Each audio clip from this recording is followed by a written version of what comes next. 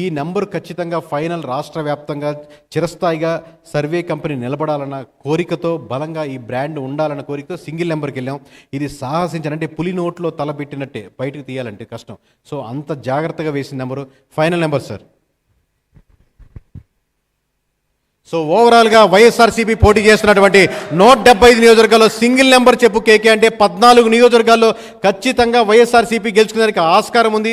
ఈ 14 చోట్ల మాత్రమే వైఎస్ఆర్సీపీ గెలుచుకునేదానికి ఆస్కారం ఉంది అని క్లారిటీగా ఖచ్చితంగా చెప్తాం సార్. తర్వాత మీకు ఎక్స్ప్లెయిన్ చేసినప్పుడు ఏ నియోజకవర్గాలు ఇండివిజువల్గా మేము ఎక్కడ సానుభూతిగా ఉన్నాం, ఎక్కడ పాజిటివ్గా వేసాం వైఎస్ఆర్సీపీకి, ఎక్కడ ఖచ్చితంగా గెలుస్తుందని ఈ మొత్తం చెప్తాం. సో ఓవరాల్గా నెంబర్స్ నోట్ చేసుకోండి. 175 నియోజకవర్గాల్లో కేకే అనేవాడు ఏం చెప్తున్నాడు, కేకే సంస్థ నుంచి, కేకే సర్వేస్ నుంచి ఏం చెప్తుందో, వైఎస్ఆర్సీపీ మొత్తం పోటీ చేసినటువంటి 175 నియోజకవర్గాలు ఒక్క నియోజకవర్గం కూడా వేరే వాళ్ళకి ఇవ్వలేదు, వేరే పార్టీతో పొత్తు లేదు, సింగిల్గా వచ్చింది. 175 నియోజకవర్గాల్లో 14 చోట్ల వైఎస్ఆర్సీపీ గెలిచేదానికి ఆస్కారం ఉందండి. ఇకపోతే నెక్స్ట్ నెంబర్ సార్. టీడీపీ పోటీ చేసినటువంటి 144 నియోజకవర్గాల్లో మార్క్ మై వర్డ్స్ ఎవరి సపోర్ట్ అవసరం లేకుండా గెలిచేంత వరకు కూటమి అవసరం ఖచ్చితంగా ఉంది. కానీ గెలిచిన తర్వాత తను పార్టీలో ముందుకెళ్ళేదానికి, తను సంస్థని ముందుకు ఇంకా తీసుకెళ్లేదానికి, ఆ సింహాసనం మీద అధిరోహించేదానికి 133 స్థానాలు ఖచ్చితంగా టీడీపీకి వచ్చేదానికి ఆస్కారం ఉంది సార్.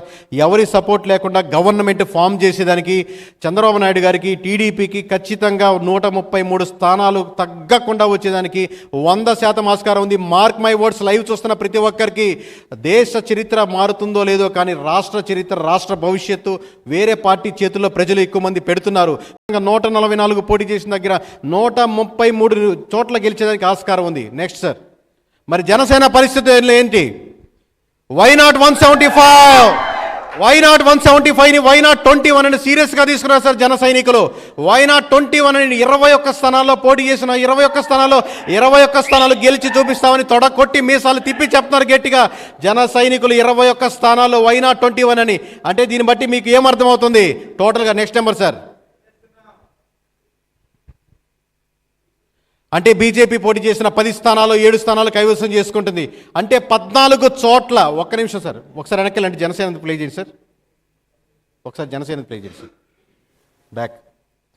అంటే 14 చోట్ల వైఎస్ఆర్సీపీ గెలుచుకుంటే, 14 చోట్ల వైఎస్ఆర్సీపీ గెలుచుకుంటే 21 చోట్ల జనసేన గెలుచుకునేదానికి ఆస్కారం ఉంది. అంటే ప్రధాన ప్రతిపక్షం నేనే. అసెంబ్లీలో ప్రధాన ప్రతిపక్షం కోల్పోతుంది వైఎస్ఆర్సీపీ. ఇక మీదట నెక్స్ట్ గవర్నమెంట్లో అంటే వాళ్ళు కూటమిలో ఉండొచ్చు, కానీ టెక్నికల్గా ప్రధాన ప్రతిపక్షం నేనే అని జనసేన ముందుకు వస్తుంది. అంటే 18 సీట్లు, అంటే ఎవరికైనా తెలియని వాళ్ళకి చెప్తాం సార్, 18 సీట్లు దాటితే వాళ్ళకి ప్రతిపక్ష హోదా ఇస్తారు. సో ప్రతిపక్ష హోదా వైఎస్ఆర్సీపీ కోల్పోతుంది. ఖచ్చితంగా జనసేన ప్రతిపక్ష హోదాలో తీసుకొని 21 స్థానాలు పోటీ చేసి మేము గెలవగలమని ఖచ్చితంగా క్లారిటీగా ముందుకెళ్తున్నారు. ఇక మీదట మనకు ఆంధ్రప్రదేశ్ రాష్ట్రంలో అసెంబ్లీలో ప్రధాన ప్రతిపక్షం జనసేననే. Mark my words.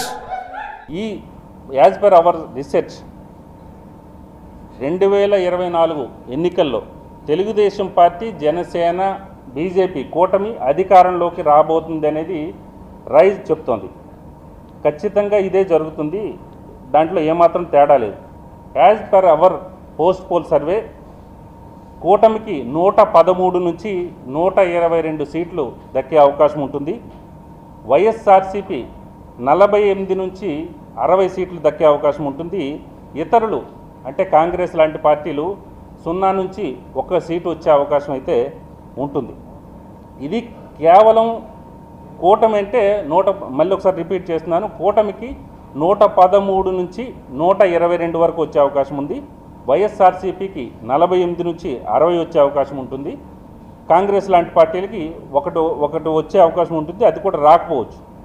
తర్వాత పార్టీ వైజ్ చెప్పాలంటే వైఎస్ఆర్సీపీకి ఇప్పుడే చెప్పాను నేను 48 నుంచి 60 సీట్లు వచ్చే అవకాశం ఉంది. తర్వాత తెలుగుదేశం పార్టీ, కేవలం తెలుగుదేశం పార్టీకి అయితే 92 నుంచి 99 సీట్లు వచ్చే అవకాశం ఉంది. ఇక్కడే magic figure Telugu Desam party itself magic figure అనేది క్రాస్ చేస్తుంది, 88+ వస్తుంది. జనసేన పార్టీకి ఈసారి గతంలో 1 సీట్ వచ్చింది, అది కూడా ఆయన పార్టీ మారిపోయాడు, అది రాజకీయపరమైన అంశం. కాకపోతే జనసేన పార్టీకి ఈసారి 11 నుంచి 16 సీట్లు వచ్చే అవకాశం అయితే ఉంటుంది. ఇక బీజేపీకి ఇప్పుడే చెప్పాను 0 నుంచి 3. ఒకటి రాకపోవచ్చు, వస్తే 3 వరకు రావచ్చు, 1, 2లో కూడా ఇదవచ్చు. ప్రతిపక్ష పార్టీలకు సంబంధించి ముఖ్య నాయకుల విషయాన్ని చూసుకున్న తర్వాత ఆంధ్రప్రదేశ్ అధికారంలో ఉన్నటువంటి వైఎస్ఆర్ కాంగ్రెస్ పార్టీ యొక్క మంత్రివర్గంలో అనేక మంది మంత్రివర్గ సభ్యులు తీవ్రమైనటువంటి పోటీ ఎదుర్కొంటున్నారు. కొద్దిమంది ఓటమి చవిచూడబోతా ఉన్నారు. ఇందులో ముఖ్యంగా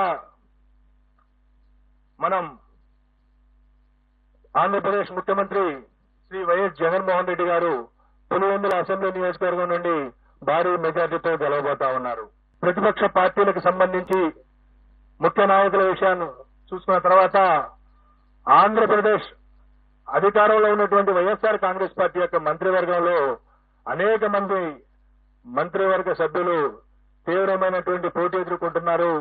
కొద్దిమంది ఓటమి చవిచూడబోతా ఉన్నారు. ఇందులో ముఖ్యంగా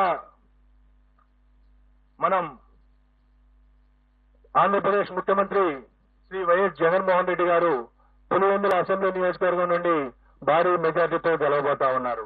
ప్రతిపక్ష పార్టీలకు సంబంధించి ముఖ్య నాయకుల విషయాన్ని చూసుకున్న తర్వాత ఆంధ్రప్రదేశ్ అధికారంలో ఉన్నటువంటి వైఎస్ఆర్ కాంగ్రెస్ పార్టీ యొక్క మంత్రివర్గంలో అనేక మంది మంత్రివర్గ సభ్యులు తీవ్రమైనటువంటి పోటీ ఎదుర్కొంటున్నారు. కొద్దిమంది ఓటమి చవిచూడబోతా ఉన్నారు. ఇందులో ముఖ్యంగా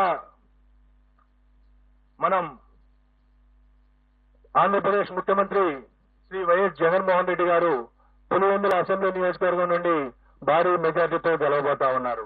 మహిళల్లో తన ఓటు బ్యాంకును పెంచుకోవడం ద్వారా వైఎస్ఆర్ కాంగ్రెస్ పార్టీ ఈ రోజు తిరిగి రాష్ట్రంలో మరొకసారి అధికారంలోకి రాబోతా ఉంది. వైఎస్ఆర్ కాంగ్రెస్ పార్టీ ఆంధ్రప్రదేశ్ లో మే 13వ తేదీన జరిగినటువంటి ఎన్నికల్లో 49.41% ఓట్లను సాధించి 94 నుండి 104 అసెంబ్లీ స్థానాల్లో గెలవబోతా ఉంది. అలాగే తెలుగుదేశం పార్టీ కూటమి 47.55% ఓట్లను సాధించి కేవలం 71 నుండి 81 స్థానాలకు పరిమితం కాబోతా ఉంది. ఇతర పార్టీలు ఇండిపెండెంట్ అభ్యర్థులు 3.04% ఓట్లకు పరిమితం కాబోతా ఉన్నాయి. సుమారుగా 2% ఓట్ల ఆధిక్యతతో తెలుగుదేశం పార్టీ కూటమి కంటే సుమారుగా 20-25 స్థానాల్లో వైఎస్ఆర్ కాంగ్రెస్ పార్టీ ఆధిక్యత సాధించి మరొకసారి ప్రభుత్వాన్ని ఏర్పాటు చేయబోతా ఉంది. అలాగే పార్లమెంటు విషయానికొస్తే ఆంధ్రప్రదేశ్ లో ఉన్నటువంటి 25 పార్లమెంటు స్థానాల్లో 48.29% ఓట్లను సాధించి వైఎస్ఆర్ కాంగ్రెస్ పార్టీ 13 నుండి 15 పార్లమెంటు స్థానాలను గెలవబోతా ఉంది.